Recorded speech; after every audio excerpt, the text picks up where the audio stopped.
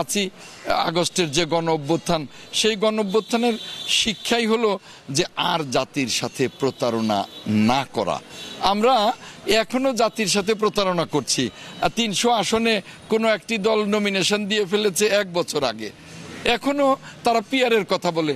তো তোমরা পিআরের কথা বলো, আবার 300 আসনে নমিনেশন দাও। পিআরের কথা বললে তো কোনো আসনে নমিনেশন দেবার কথা না।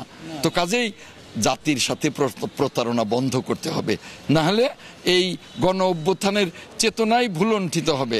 আমরা আর আগের প্রতারণার রাজনীতিতে ফিরে যেতে চাই না। স্পষ্ট কথা, আমাদের গণতন্ত্রের পথে দেশটাকে ফিরিয়ে আনতে হবে। মূল বিষয়টা হলো আমাদের একটি নির্বাচিত সরকারের কাছে ক্ষমতা হস্তান্তর করতে হবে। মূল বিষয়টা হলো যে আমাদের এই যে ভঙ্গুর অর্থনীতি, সেই অর্থনীতিকে সমৃদ্ধির নীতিতে পরিণত করতে হবে।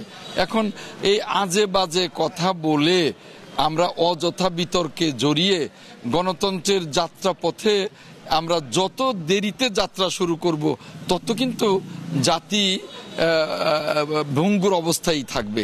কাজেই কে কোথায় কি বলল না বলল সেগুলোকে বাদ দিতে হবে। এক এক জনে এক এক কথা বলে পত্রিকার শিরোনাম হতে চায়, চ্যানেলের শিরোনাম হতে চায়, এই সমস্তগুলো বাদ দিতে হবে। এখন রাজনীতি করতে হবে দেশকে নিয়ে, জনগণকে নিয়ে, দেশের অর্থনীতিকে নিয়ে। অন্য কিছু নিয়ে রাজনীতি করবার সুযোগ আগেই শেষ হয়ে গেছে। আইন শৃঙ্খলা পরিস্থিতির অবনতির যে সাম্প্রতিক অবস্থাটা, এর কারণই হলো দেশের অনিশ্চয়তা। যখনই দেশটা নির্বাচনের পথে যাবে, তখন সমস্ত অনিশ্চয়তা কেটে যাবে, তখনই আইন শৃঙ্খলা পরিস্থিতি উন্নতি হবে এবং সকল মানুষ তখন আইন শৃঙ্খলা পরিস্থিতি উন্নয়নের জন্য সকল রাজনৈতিক দল সহযোগিতা করবে। যত দেরি হবে তত আইন শৃঙ্খলা পরিস্থিতির অবনতি ঘটবে।